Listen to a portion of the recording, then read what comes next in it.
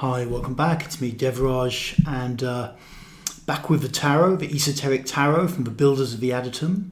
And I kind of feel when I sit down to make a video about the tarot, this is like home ground for me.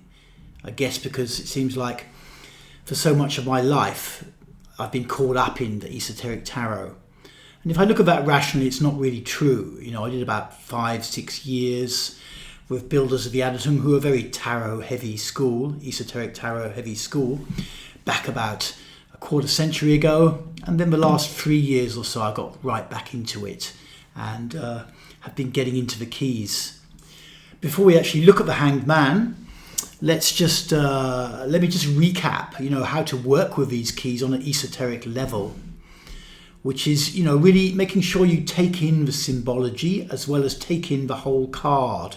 Learn about the symbols, read a bit from Dr. Case's book. Tarot, Key to the Wisdom of the Ages, is always a good resource. And then, learn slowly to build the key up in your own imagination, in your own mind's eye. Some people find this easy, some people don't. I'm one of the ones that doesn't, but I stick with it. And I think it's really worth sticking with. What I noticed recently, because I'm back working with the tarot every day, kind of building up the 22 trumps and placing them on the tree of life and the cube of space. What I notice is once I can hold the key a little bit in my mind's eye with eyes closed, at a certain point, it's like there's a flow of information and energy, knowledge, a subtle kind of flow is perceptible. And it's not like I get some massive insight just from that, but it seems to do something in the background. And as I've mentioned before, these trumps, the images on the esoteric tarot, when you start to build them up inside your own mind, what you're doing is you're connecting to the deep unconscious, this kind of Jungian concept of a collective unconscious. The symbols are in there as well, so you're anchoring. And you're also mixing, because the keys, these cards have different symbols on them. So you're mixing the flow of kind of symbolic energy from the deep unconscious into your mind. And then it's creating some level of change in your mind and also in your body. So that's a few bits and bobs about these keys. I've picked the Hanged Man this week because last week I picked Judgment, key 20, which was a bit of a random choice. But afterwards I thought, well, where do I go from there? Am I just going to keep going randomly through the 22 keys? And I thought, maybe it's better to have a bit of structure. So, key 20 on the cube of space, which is not as well known as the tree of life, but I think it's an extremely useful glyph to work with.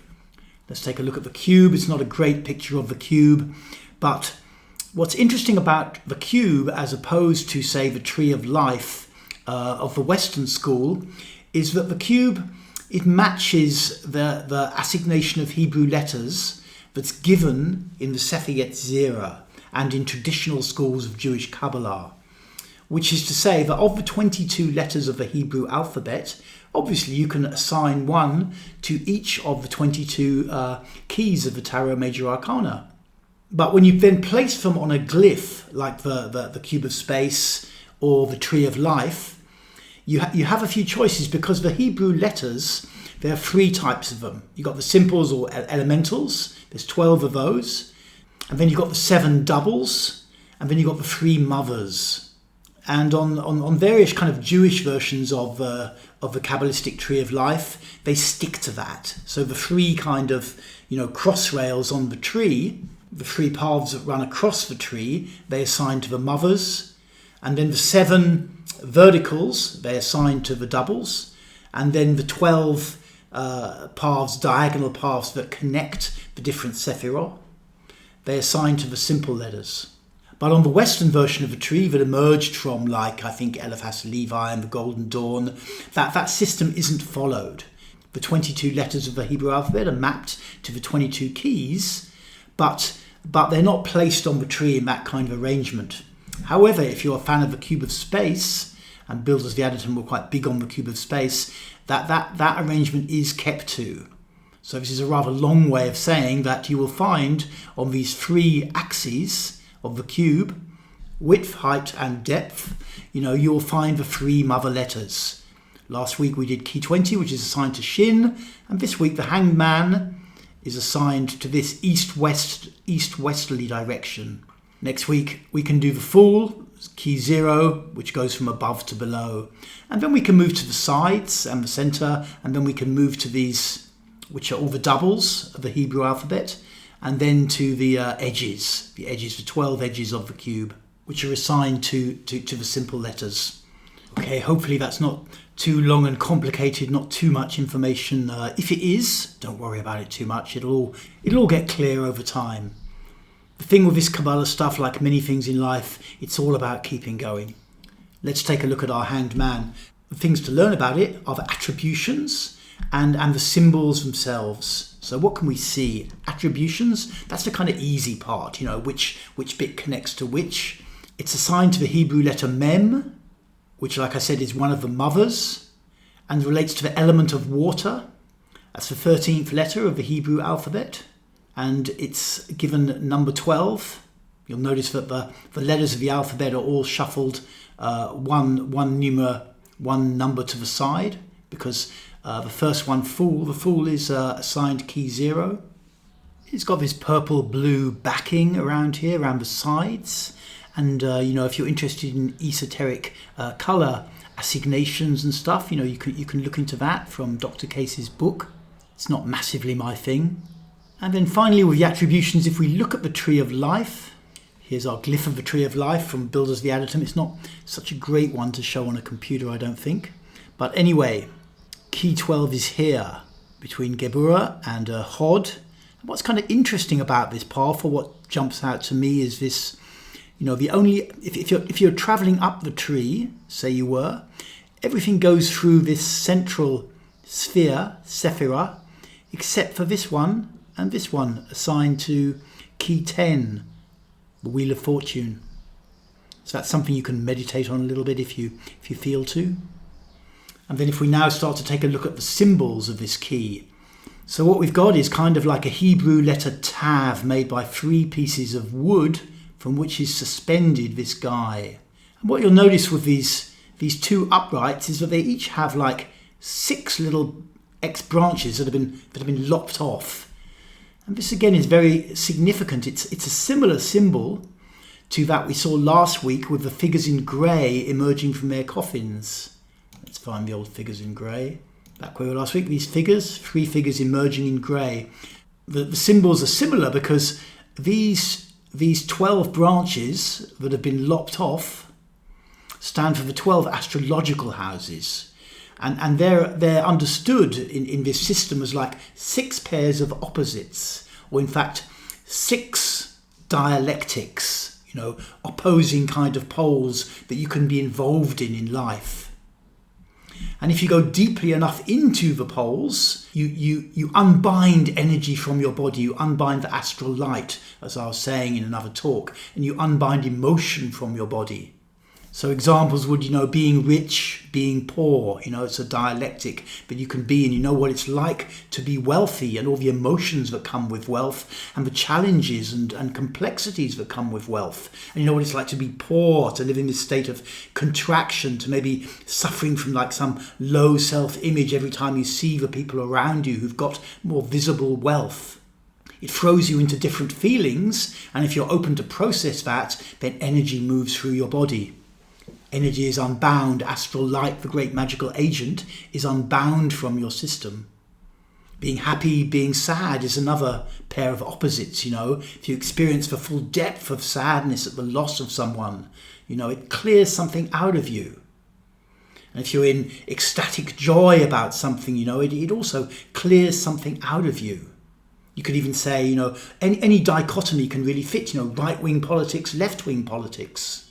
Wanting to be a really functioning member of society versus wanting to really do your own thing. So to the kind of masters that create this school, the world is full of these developmental dialectics, and the thing is to go into them. Some we feel drawn into, others we really want to avoid, but when you go into them to a certain depth, then you clear that dialectic and it no longer pulls you so much. So what you'll see here is the concept that life is this training environment. Life is this training environment. And when you've lopped off these branches, so to speak, you've been into these 6 dialectics, whatever they might be for you, then, you know, this letter Tav is a kind of a symbol of completion. A little kind of jiggle down here a little bit to make it like a letter Tav, the last letter of the Hebrew alphabet. And then if we look at this guy, you know, he's suspended. And it obviously looks like it's not a great, like if you thought if I got to be like the hanged man, that wouldn't be so great. You notice that he's not hanging like from a gallows on his, but by his neck. He's not being killed. He's hanging from one foot, and his arms are tied behind his back, or they're behind his back anyway. And then his head is kind of radiant, you know, and he's got grey hair, or white hair really, even though he looks quite young. And there's this kind of aura of radiance around him, so he doesn't look like he's particularly upset about being hanged in this manner. If we look from under the Emperor key, you can see this very distinct kind of shape, like the alchemical symbol for sulfur. Triangle here, and these crossed legs below. That's a normal sulfur, and if you look at the hanged man, that's inverted. It's got this kind of triangular shape here with his arms behind his back, and then the legs form this cross. So it's like an inverse of sulfur, and alchemical sulfur is like this kind of energy, libido, vitality in the body that gets you up for life and stuff like that. And what's happened here, you know, the Emperor has that, obviously he has that. He's fighting off enemies on the battlefield. Now, this guy, it's inverted. So the sulfur, this fiery energy, is not being directed out into the world. It's being channeled internally. He's keeping it in the body, and that's sending him into essentially a state of deep meditation, or what's called samadhi, which is like a Hindu Sanskrit word, you know, for a kind of ecstatic state.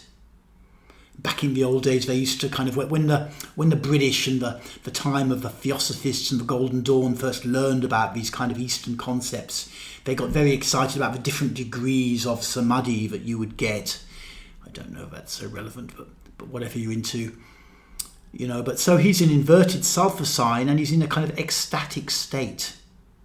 His legs have got kind of red tights on, and then there's this more blue kind of lunar top that he's wearing with these buttons down the front and 2 crescent moons just to reinforce, maybe crescent moon pockets there.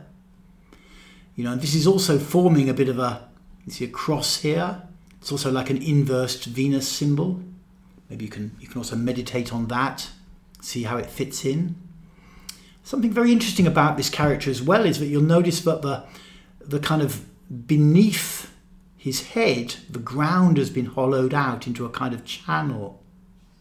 And this, I think, is giving quite a deep kind of mystical insight. You don't see this in other esoteric decks so often, this channel. But I think it's making quite a strong statement about the role of samadhi, this kind of bliss, ecstatic state, in the overall kind of Western framework, esoteric framework, the journey, the path. Because for many people familiar with Eastern schools, it seems like a kind of a pinnacle to get to the top of the mountain. You know, you got to samadhi and then you just sit in your bliss state forever. But actually this channel suggests that what's actually happening now is that you're still moving in a certain direction, but no longer with the kind of concept of free will, because, you know, someone's cut a channel out in advance, and so the liquid, water, whatever, simply continues to flow in that direction. So what it's saying is, you know, you've become enlightened somewhere as you moved up the kind of the thing into the traditionally they have the first order, outer order, second order, and then third order of kind of mystical masters. And what it's saying, well, you've become enlightened, you think job's over, sorry mate, got to keep going. But don't worry, you know, you're no longer burdened by the illusion of free will, so you will just do it naturally, you know. So that's one way we can read the channel, and this channel got put in there, I think, with Case's deck. Feel free to correct me if I'm wrong, somebody. But like I say, that's making a deep statement about the role of samadhi. Another possibility with this kind of dug out riverbed beneath him, you know, there's a very famous old Jewish legend of the Sambation, which was an old river somewhere near Syria, and which, according to legend, was either filled with stones or was a normal river but flooded with very, very strong waters. But if you wanted to cross the Sambatian, it was called that because you could only do it on the Sabbath, the Saturday, the Jewish holy day, when you weren't allowed to do any work. You weren't allowed to cross the river. So that was kind of like a bit of a conundrum. How could you cross the Sabbatian? It's full of these terrible stones or roaring currents, and then on Saturday it's completely calm or empty and there's no stone activity going on, but you're not allowed to cross it on the Saturday, And this again could be seen perhaps as a kind of a metaphor that the way that you cross for Sambation is through meditation. It's through acquiring these kind of samadhi states when your whole body goes into a state of rest, but internally you're in a state of this illumination. So the Sabbath can kind of, metaphysically denote this state of rest. So he's here on the Sabbath and he's kind of crossing the Sambation, so to speak, or the liquid from the river has gone into his being. This key is also Mem. This is just a bit of extra speculation on my part. Okay, cool. So we've had a good look at the Hanged Man. Next time it'll be the Chance for the Fool, the third of the three axes. Maybe just to mention with the Hanged Man, like I said at the beginning, on the cube of space, which is a great thing you can build up yourself if you look up the cube of space. I will do a video on it sometime. It's passing from the east in front of you to the west behind. So if we look at these three axes together, then this north-south key, which we looked at last week, key 20, judgment, relating to awakening from the kind of illusion of linear time. And then this above and below, which we'll look at next week, it's more like a spiritual dimension, an extra dimension coming in. And then this key 12, like I said, that we've been looking at, on one level, what I think it does is that it expands the sense of now so strongly. When you start to hit the samadhi states, the bliss states, your mind can no longer maintain this very hardened sense of past and future. In order to sort of really have this hardened intellectual belief in a very fixed kind of past and for projecting into the future, you need to compress the now to a certain amount. Your body just has to kind of repress the sense of now in your conscious experience. But as this samadhi key, the Hanged Man, builds up, as the sulfur stays inside your body, alchemical energy stays inside your body and not being projected out, it drives you into more of a now state. And at some point, the illusion that the mind is creating just can't really be sustained. It's overwhelmed and you have to change. You have to change. How you see the world changes. And what's happening at that point, it's running, like I say, from east, which is the face that faces you, basically, when you're sitting in the middle, building up the cube around you as a kind of visualization exercise. And behind you is key 10, the Wheel of Fortune, this, which represents cyclical change going on in the universe. You've got this force of cyclical change behind you, and then in front of you is the Empress, and she represents, what you're creating in life. So this kind of fits in with a chat about the great magical agent. You can look that video up, and how, as your now starts to expand and you've got more access basically to this astral light, great magical agent kind of concept, you can start to create a reality in your universe. You can start to create a reality using your conscious mind, using your faculty, your inner eye, your sense of the mind's eye. Creating images and projecting them forwards. I'll look in another video why, because for a long time people have been trying to do this, manifesting, and even, builders of the Adytum, they go back to New Thought and all this kind of, the idea that you can manifest your reality by thinking and projecting energy into it. And it's fundamentally true, but the problem is, the problems are twofold, basically. One, to do with energy. The amount of astral light you've got access to is way too low for the average person, even if like millions of them all gather together. And the second problem relates to the eon changeover. But I won't go into all that stuff because I'm planning another video, a second video on the great magical agent, and that'll be a great opportunity to go into all of the problems of manifestation. But just for now, to understand the role of key 12 here, and the samadhi state that it engenders, and how that relates to this capacity to create transformation in the world, albeit not necessarily through our sense of free will. Okay, so that's quite a ton of information, I think, about the Hanged Man and how it relates to, the tree of life, inside the tree of life, how it relates inside the cube of space. And I think I've given you quite a lot to be going on with. Hopefully it provokes some useful kind of ideas, and of course, as ever, get involved in your own meditation over this, and of course meditating using the key itself, building it up inside your mind if you can, or otherwise just soft focusing on it, and meditating like that with your eyes open.